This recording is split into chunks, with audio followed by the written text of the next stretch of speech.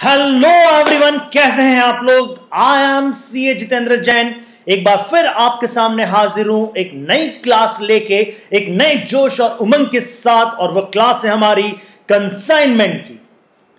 Yes champion, I welcome all of you on the Bhavisha institute channel which you are watching right now. कैसे हैं आप लोग?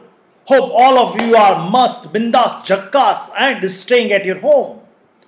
दोस्त, हमारी क्लास चल रही थी सीए फाउंडेशन के अकाउंट्स की पेपर 1 का कंसाइनमेंट एक टॉपिक था जो हम डिस्कस कर रहे थे। उसमें 3 क्लासेस हमने डिस्कस कर ली थी। कंसाइनमेंट के हमने 3 क्लासेस डिस्कस कर ली थी। हमने छोटे छोटे बेसिक कॉन्सेप्ट समझे थे। कंसाइनमेंट क्या होता है, उसका कमीशन क्या होता है, किस तरह से काम करता है, उसमें पार्टीज कौन होती है, कितनी पार्टीज होती हैं, वो क्यों काम करती हैं, और कौन सी पार्टी किसके लिए रेस्पॉन्सिबल होती है। ये सारी बातें हमने की थी बेटा जी। तो हम छोटे छोटे स्टेप्स ले रहे हैं और आगे बढ़ रहे हैं। हम जरूरी नहीं है कि हम फास्ट भगें। हम जितना भी पढ़ें, जितना भी हम स्टेप लें, वह स्टेप हमारा स्ट्रांग होना चाहिए बेटा। यानी जितना भी हम पढ़ाई कर रहे हैं वह पढ़ाई हमारी स्ट्रांग हमारे स्ट्रांग होना चाहिए और हमारी बैकएंड पे, हमारी मेमोरी पे पूरी तरह से स्टोर हो जानी चाहिए। थोड़ा पढ़े लेकिन अच्छा पढ़े। वो कहते हैं ना, हम थोड़ा खाते हैं लेकिन अच्छा खाते हैं। वो चीज खाते हैं जो कि हमारे शरीर के लिए बड़ी सेहतमंद होती है, फायदेमंद होती है। इसलिए हम कॉन्सेप्चुअली काम करेंगे। हम आराम से जब भी कोई किसी नए कॉन्सेप्ट को समझेंगे, बड़े आराम से, बड़े प्यार से, बड़े हौले हौले, आहिस्ता आहिस्ता उसको समझेंगे, जिससे कि हमें उस कॉन्सेप्ट को समझने में कोई भी दिक्कत ना आए। I am trying my best. तो शुरू करता हूं मैं आज की क्लास। वापस आपके सामने ये रहा स्क्रीन पे, देखिए।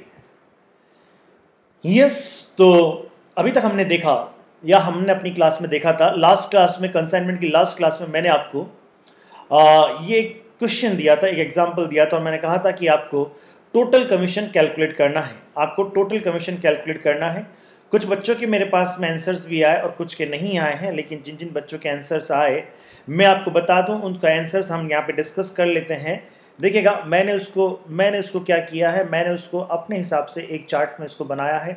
Particulars, amount, quantity, normal commission, overriding commission, ये समझने के हिसाब से है। आपको इतना तामझाम नहीं करना है, बट फिर भी अपने लिए एक बार आप इसको नोट कर लेंगे बेटा, अपने लिए आप इसको एक बार नोट कर लेंगे। अब देखिए, अगर 2 सेल्स थी आपके पास में, एक तो थी, मैं इस सेल्स को 2 पोर्शन में डिवाइड करता हूं। एक तो goods at normal selling price, किस प्राइस पे था ये, 30 रुपीज पे था। तो इस पे तो क्या होगा, नॉर्मल कमीशन मिलेगा, इस पे ओवरराइडिंग कमीशन नहीं मिलेगा। और यह जो 300 रुपए की, 300 केजी की जो सेल है, 300 केजी की सेल 40 रुपए बेटा जी, 300 केजी की सेल 40 रुपए पे है। तो इस 300 केजी पे, इस 300 पूरी केजी पे, यानी इस 300 केजी की पूरी सेल पे नॉर्मल कमीशन तो मिलेगा ही मिलेगा, लेकिन साथ ही साथ में आपको कुछ पोर्शन पे, ओवरराइडिंग पोर्शन पे, यानी over and above the normal selling price, जो 10 रुपए की प्राइस है उसके बेसिस पे जो हम सेल्स कैलकुलेट करेंगे, उस पे, यानी ओवरराइडिंग सेल्स पे ओवरराइडिंग कमीशन मिलेगा। ठीक है, चलिए आइए चेक करते हैं, 1 बाय 1 चेक करते हैं। The goods sold at normal selling price, कितना क्वांटिटी सेल किया था आपने, 500 और 200, टोटल कितना, 700 क्वांटिटी सेल किया था। और 700 क्वांटिटी सेल किया था, तो इसका क्या ये नॉर्मल कमीशन के लिए एलिजिबल है क्या? यस, ये नॉर्मल कमीशन के लिए एलिजिबल है। समझ में आ रहा है? अच्छा, तो उसका अमाउंट क्या होगा, वो अमाउंट हम अभी यहाँ पे चेक करेंगे। तो देखिएगा, अगर मैं normal goods at the normal selling price कितना था, 700 क्वांटिटी था, तो उसका प्राइस कितना होगा, नॉर्मल सेल्स कितना होगा, 700 इंटू 30, 700 इंटू 30। बेटा समझ में आया ना? Yes sir, you okay, you are champ my dear, you all are champ. Yes, the person who is watching this video, you guys are champ and you are the future chartered accountant. Believe me, believe in yourself, and you will be succeed one day with the good rank, good rapport. You will have the good rapport in the market, in the society. Once you become chartered accountant, you will be a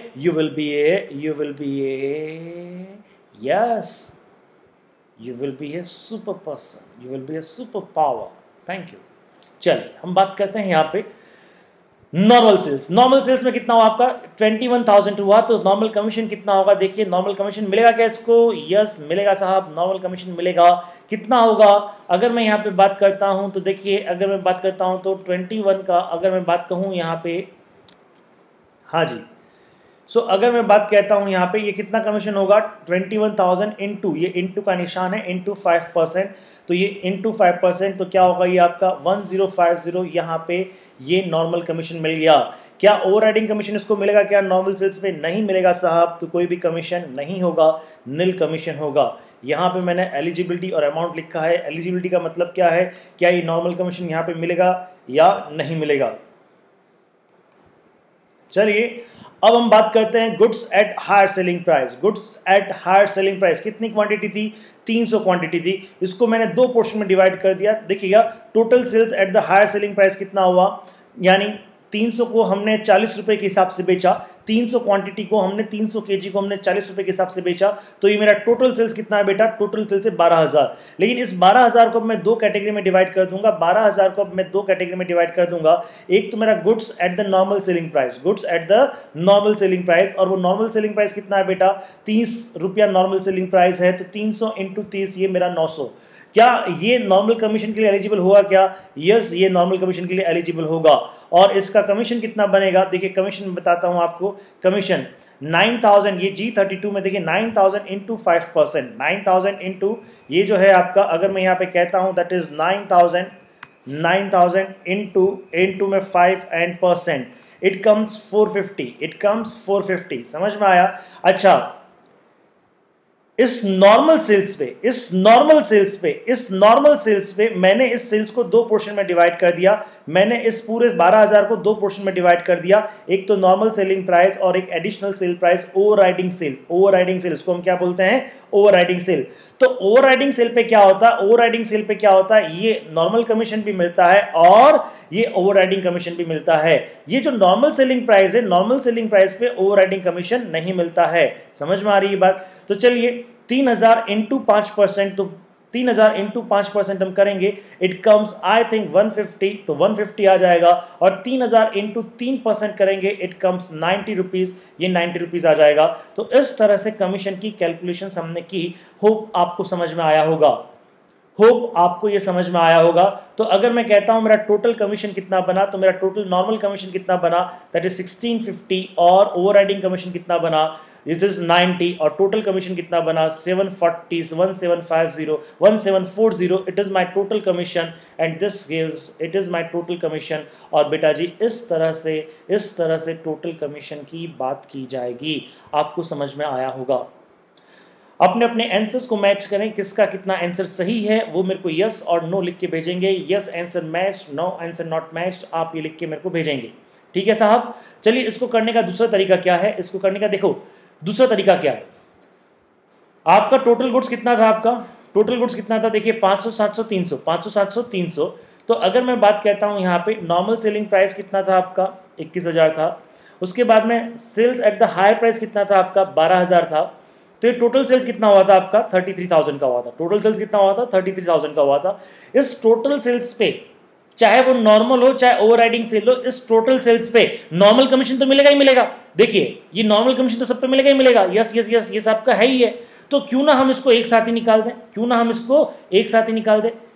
33,000 into 5%, it come 1650। ये देखिए हमने इनको अलग अलग निकाला, ये एक साथ भी आ गया। आपको आगे वाले टाइम में क्वेश्चंस कैसे करने पड़ेंगे, आपको इसी तरह से क्वेश्चंस करने हैं, आपको इतना बड़ा बखेड़ा नहीं करना है। ये तो सिर्फ मैंने समझाने के लिए आपको बताया बेटा, ये समझाने के लिए मैंने आपको चार्ट बनाया है। लेकिन आप लिखेंगे ज़रूर, अपनी कॉपी में इसको ज़रूर लिखेंगे, और दोनों लिखेंगे। और क्वेश्चंस एग्जाम में जब आएगा तो आपको ये और वाला तरीका अडॉप्ट करना है। और जो ओवरराइडिंग कमीशन है वो सिर्फ और सिर्फ किस पे आता है? ओवरराइडिंग सेल्स पे आता है। तो ओवरराइडिंग कमीशन हमारा कितना बन गया? 90 रुपीज़ बन गया। और टोटल कमीशन कितना हो गया मेरा? 740, 1740, 1740 या 1740। यह मेरा क्या बन गया? This is my total commission.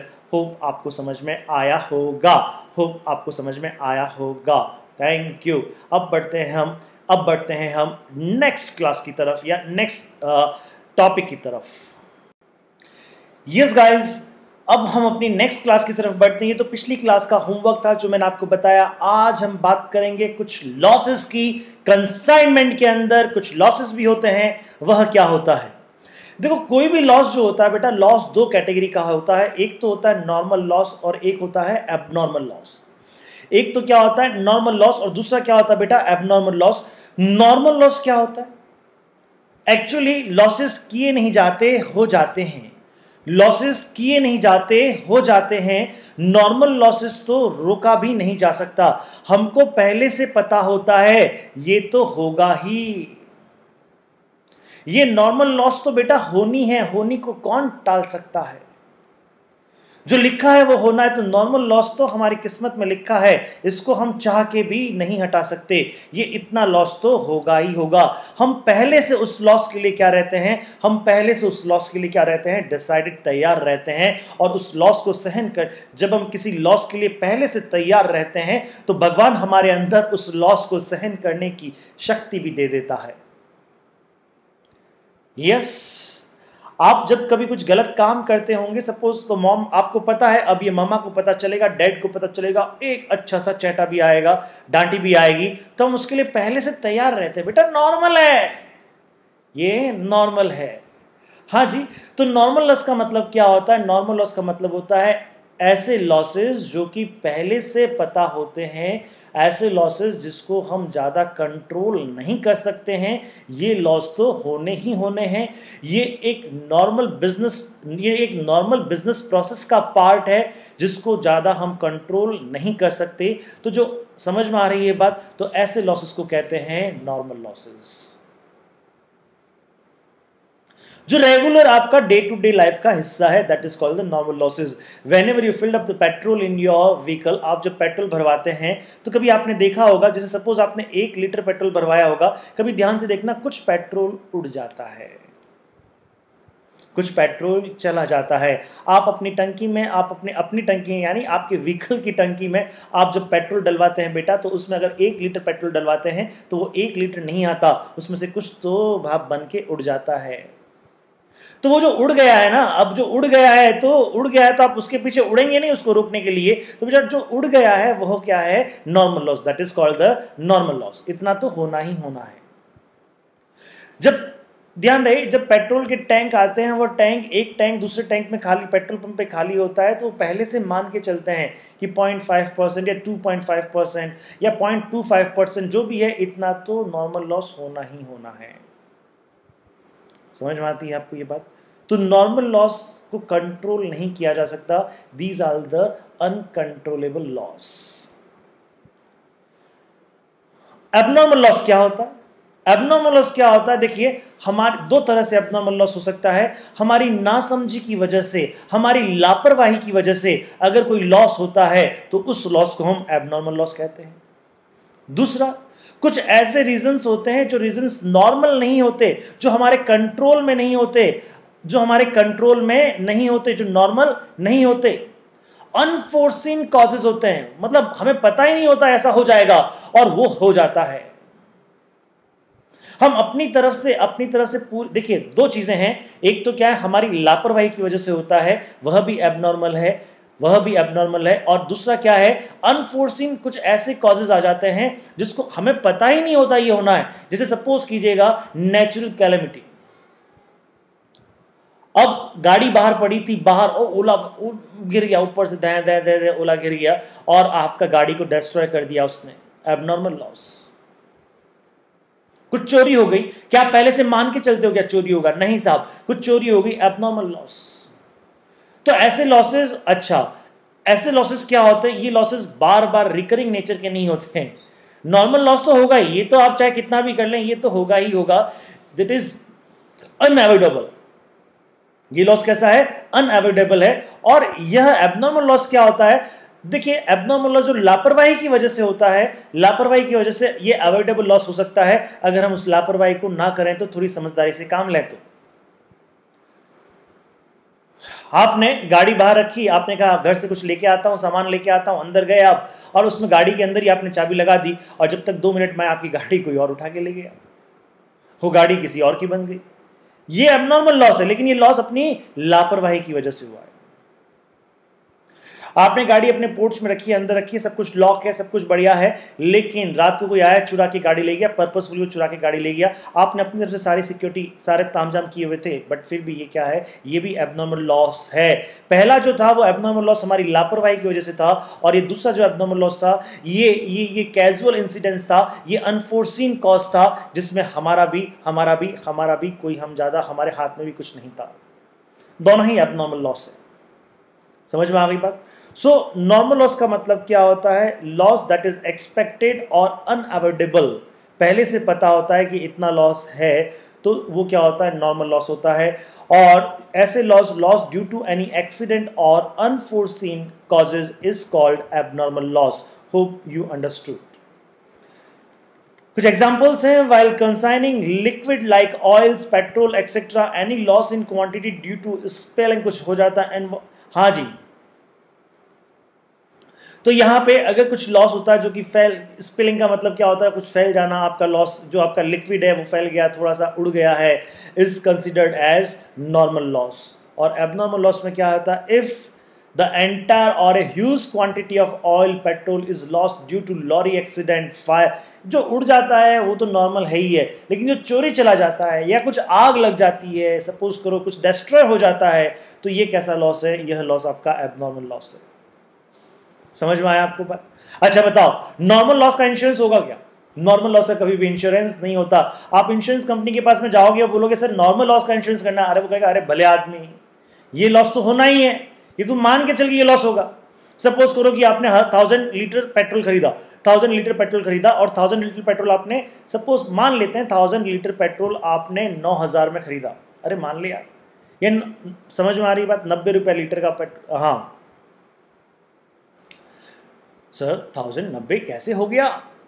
Okay, तो अब देखिए, सपोज कीजिएगा आपने ऐसी कंडीशन में क्या है, मैं इसका बात करूं, मान लेते हैं आपने कुछ 1000 लीटर पेट्रोल खरीदा 80 के हिसाब से, और कितने में खरीदा आपने? 80,000 में खरीदा।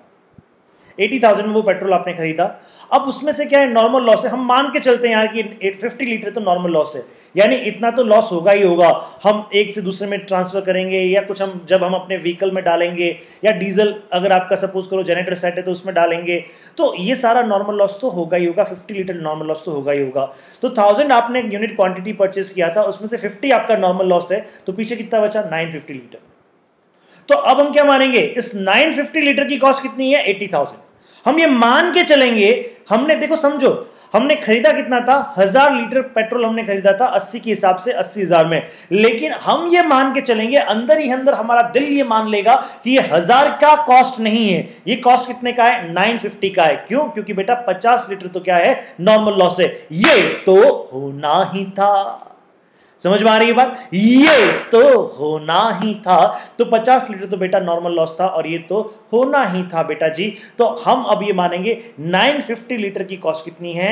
80,000 है। तो अगर मैं इफेक्टिव पर लीटर कॉस्ट निकालूं, इफेक्टिव में क्या निकालूं? पर लीटर कॉस्ट निकालूं, तो कैसे आएगा? वो ऐसे आएगा बेटा, मैं किसमें क्या है, वो जो 80,000 है ना, दैट इज 80,000 कितना है आपका? 80,000 डिवाइड बाई में क्या करूंगा? 950 डिवाइड बाई में क्या करूंगा? 950। तो इफेक्टिव कॉस्ट क्या आ जाएगी? 84.21। खरीदा भली आपने, अब समझिए, आपने 80 में खरीदा, लेकिन वो इफेक्टिवली आपको कितने में पड़ा? क्योंकि आपको क्वांटिटी तो इतनी मिली, इतनी क्वांटिटी मिली आपको, उसके लिए इतना पैसा लग गया, तो आपकी इफेक्टिव रेट कितनी हो गई? 84 इफेक्टिव रेट हो गई।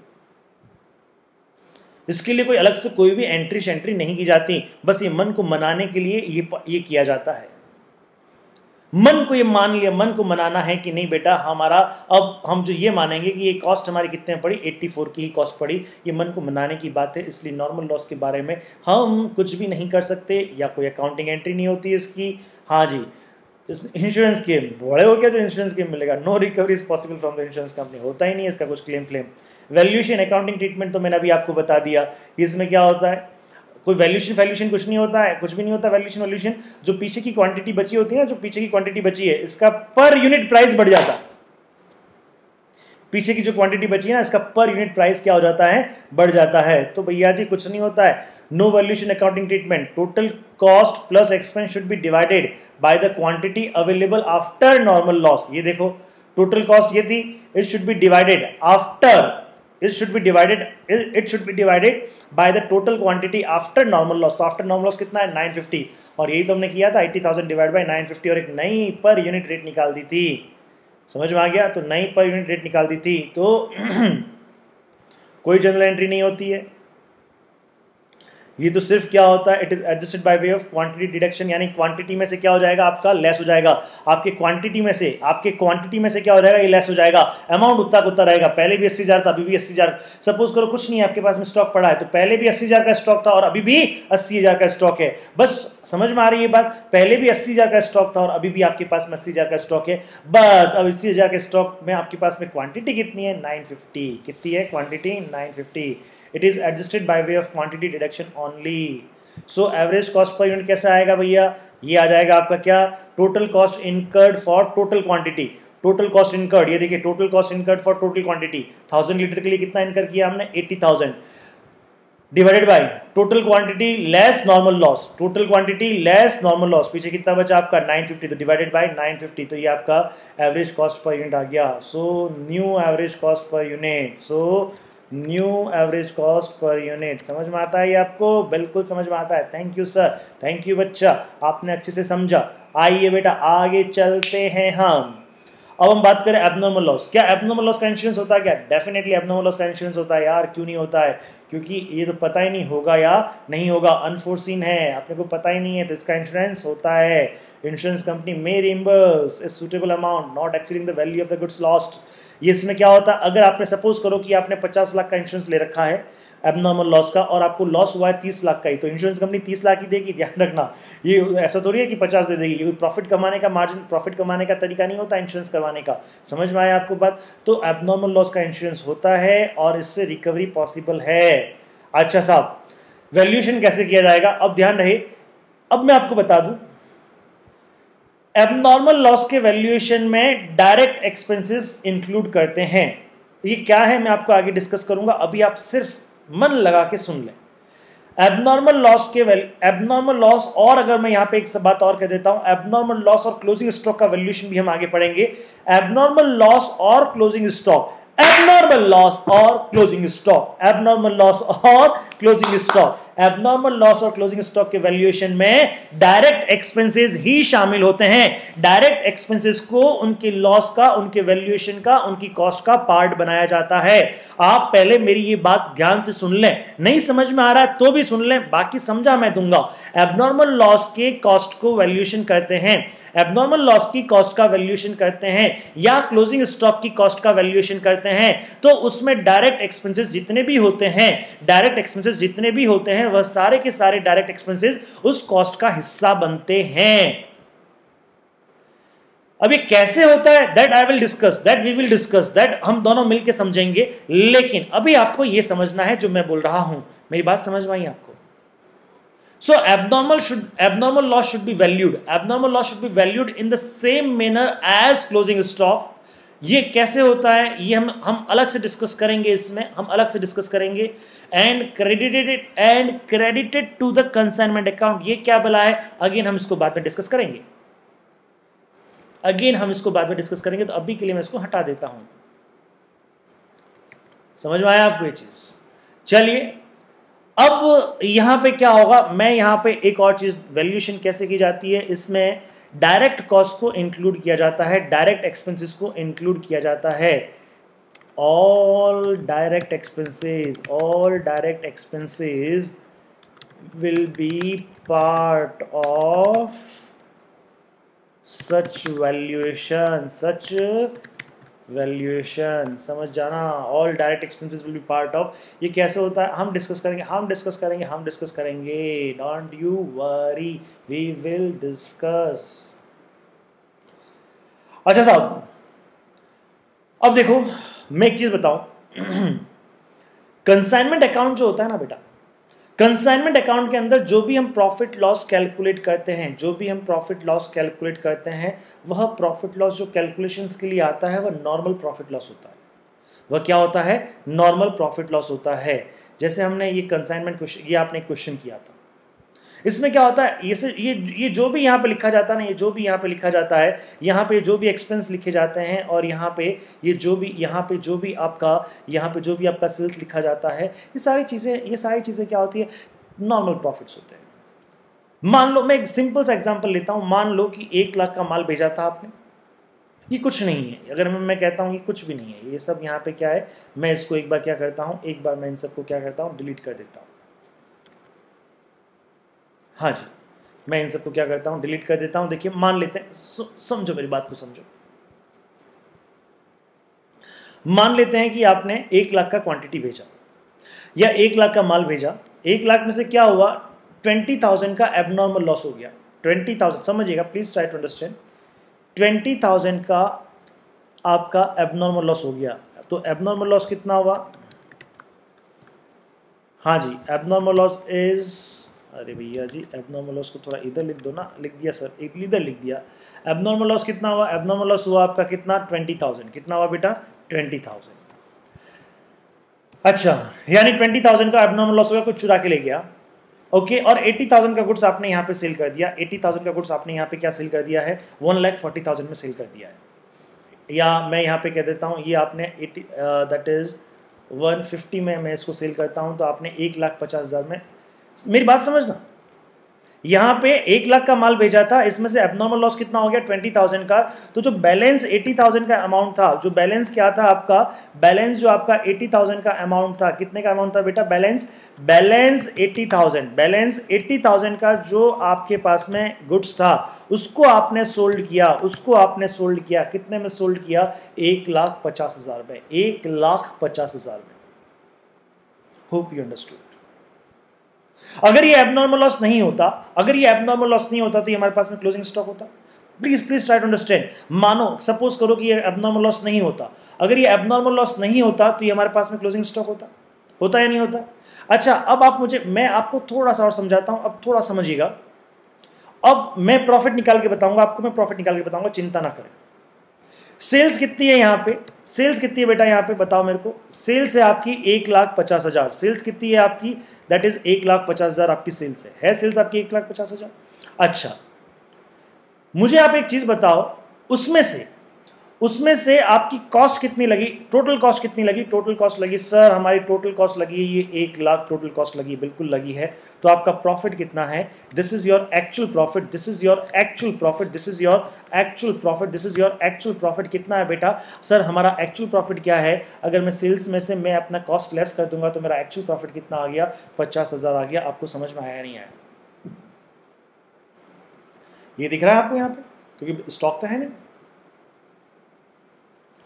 अब इसको प्रेजेंट करने का दूसरा तरीका, ये एक्चुअल प्रॉफिट तो है, अब समझो इसको क्या करेंगे, प्लीज ट्राई टू अंडरस्टैंड। अब मैं यही चीज मैं यहाँ पे लिख रहा हूँ, इसको प्रेजेंट करने का तरीका कैसे होगा, ये चीज मैं यहाँ पे लिख रहा हूँ, ठीक है ना, ये समझिएगा। हाँ जी, तुम्हारी सेल्स कितनी हुई, थी। अब दूसरा तरीका क्या, इसी को प्रेजेंट करने का दूसरा तरीका, तुम्हारी सेल्स कितनी हुई मुझे बताओ। अरे एक बार बता दो तुम्हारी सेल्स कितनी हुई, बताओ मेरे बच्चे बताओ। सर ऊपर लिखा हो ना, अरे यार मैं अलग से समझा रहा हूँ यार, तू समझना यार, ये ऊपर नीचे, मैं कोई कंसाइनमेंट अकाउंट नहीं बना रहा, मैं तो अलग से समझा रहा हूँ, बता समझ। हाँ जी, सेल्स कितनी हुई, सेल्स सर हमारी हुई है 1,50,000। चलो 1,50,000 मैंने लिख दिया। देखो बेटा 1,50,000 लिखा है, ठीक है ना, एक्सेल में कर रहा हूँ तो थोड़ा बहुत ऊपर नीचे 1,50,000। आप ये देखें, आप फिगर आता है उस पर फोकस करें, मैं कहाँ क्या ले जाता हूँ उस पर छोड़े। ये 1,50 समझ में आया। अब समझो, ये 1,50 क्या है, आपकी नॉर्मल सेल्स है। ये 1,50 क्या है, आपकी नॉर्मल सेल्स है। समझ में आ रही बात। अच्छा, अब इसमें अगर मैं कहता हूं कि मेरा नॉर्मल गुड्स कितने का गुड्स, नॉर्मल गुड्स कितने का नॉर्मल गुड्स मैंने सेल किया, जो नॉर्मल गुड्स मैंने सेल किया उसकी कॉस्ट कितनी थी सर, उसकी कॉस्ट थी 80,000। ये है ना आपका, देखो ये 80,000, ये है ना 80,000, तो सर उसकी कॉस्ट कितनी थी, 80,000 थी। कितनी थी, 80,000 थी। तो यार आपका नॉर्मल प्रॉफिट कितना था आपका, सर हमारा नॉर्मल प्रॉफिट, तो सर आप मजे हैं सर, नॉर्मल प्रॉफिट आप हमसे क्या पूछते हैं, आपको नहीं आता।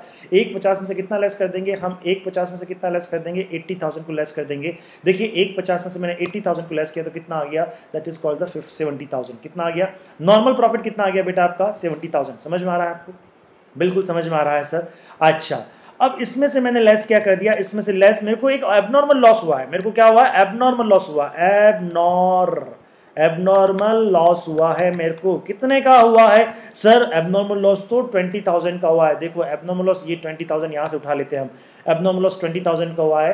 तो अब मेरा प्रॉफिट जो है वो आफ्टर, मेरा प्रॉफिट जो है वो प्रॉफिट आफ्टर एबनॉर्मल लॉस कितना है, प्रॉफिट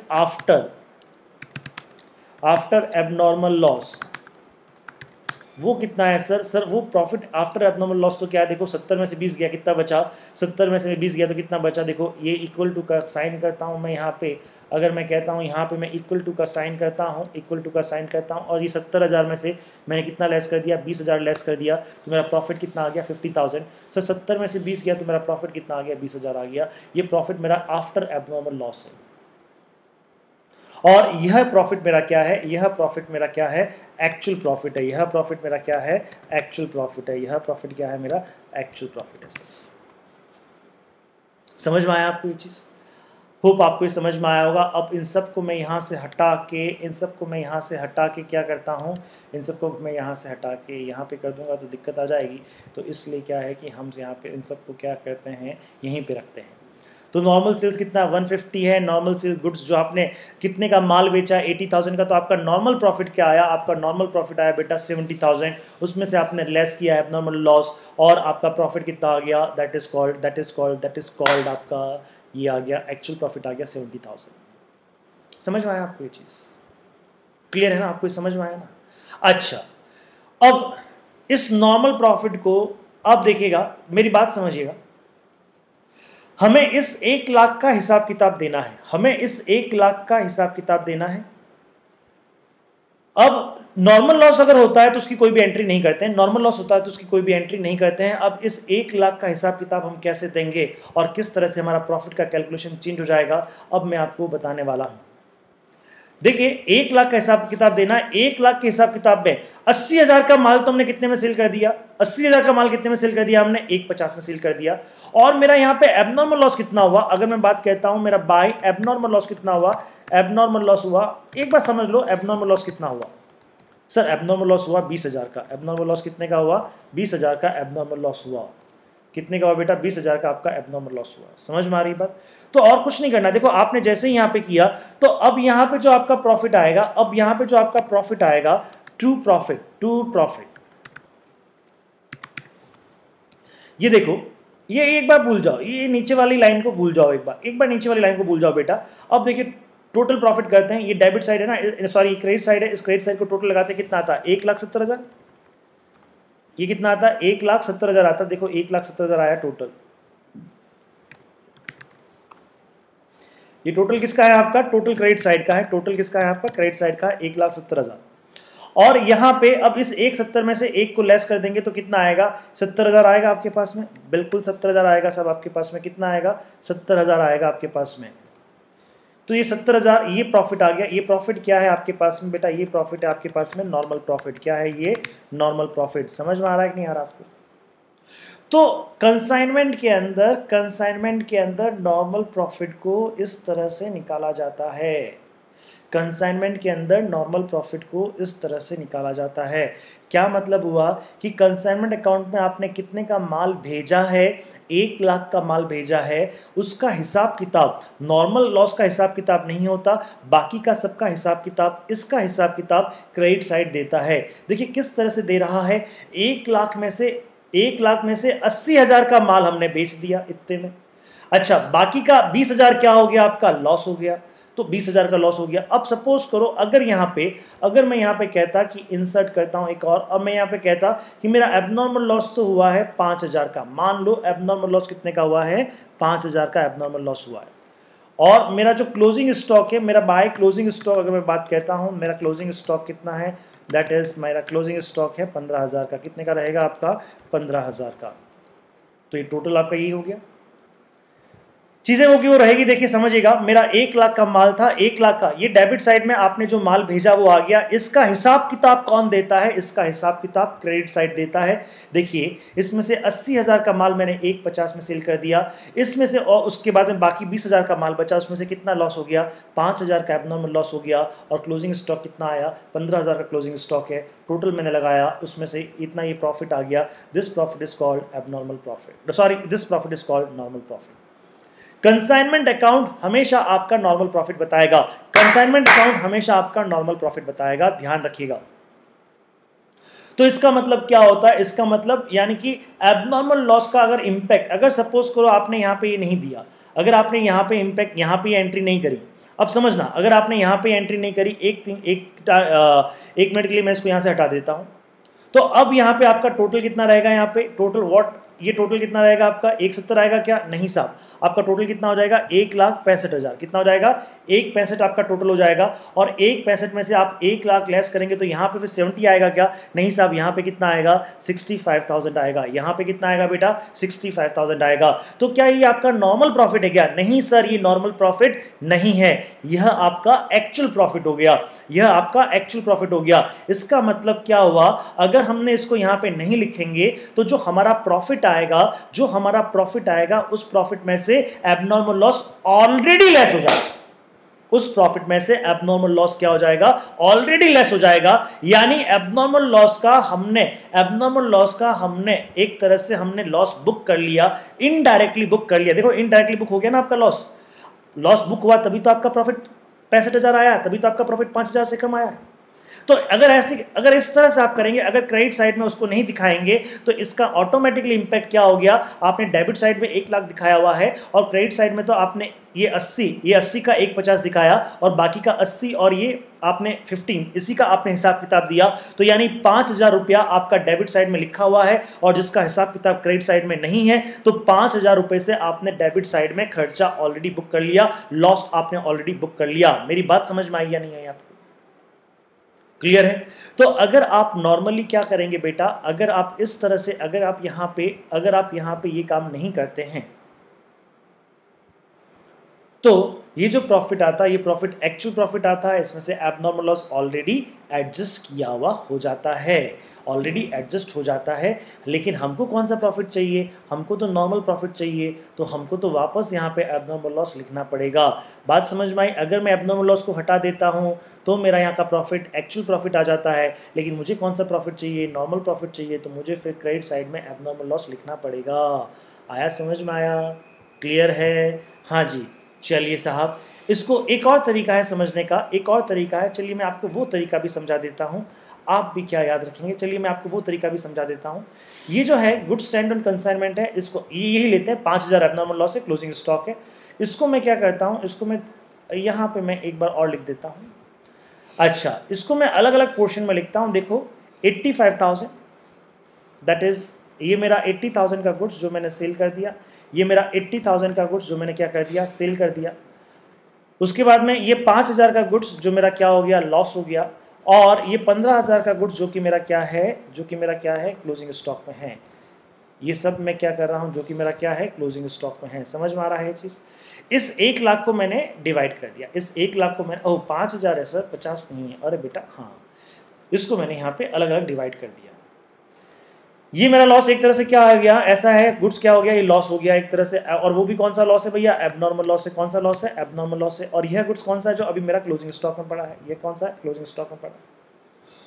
हाँ जी, अब समझते हैं। इस वाले गुड्स को मैंने सेल कर दिया, इस वाले गुड्स को मैंने सेल कर दिया। कितने में सेल कर दिया? इस वाले गुड्स को सर मैंने 1,50,000 में सेल कर दिया।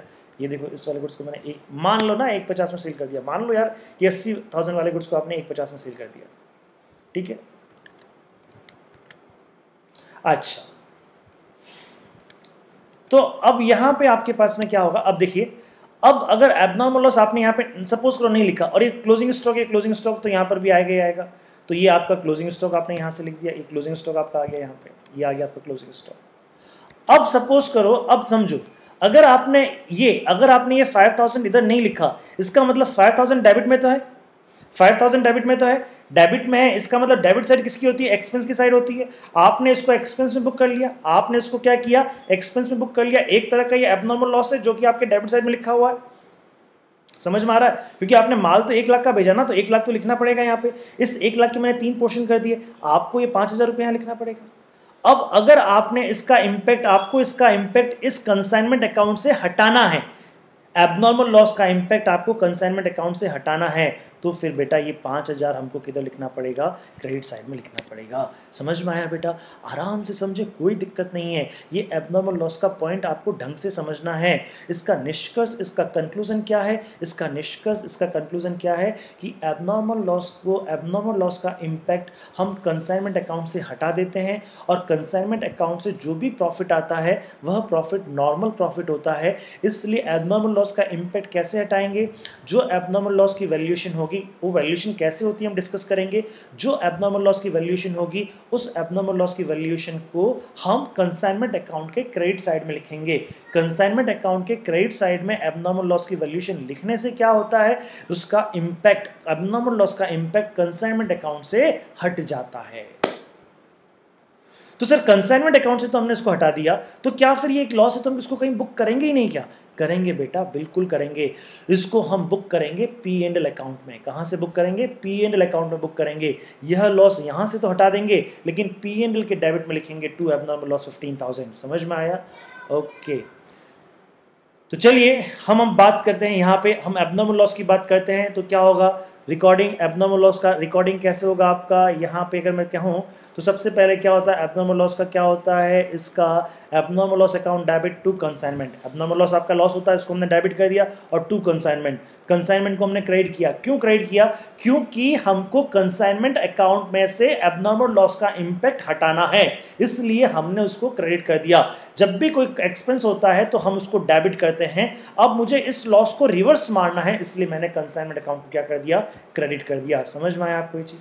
चल, अब ये जो लॉस है, इस लॉस को हम कहाँ ट्रांसफर कर देंगे? इस लॉस को हम ट्रांसफर कर देंगे कहाँ पे? नेट लॉस को हम ट्रांसफर कर देंगे P&L अकाउंट में। अब यहाँ पे एक और चीज़, अगर इसका इंश्योरेंस करवाया हुआ है, अगर इसका क्या करवाया हुआ है? इंश्योरेंस करवाया हुआ है।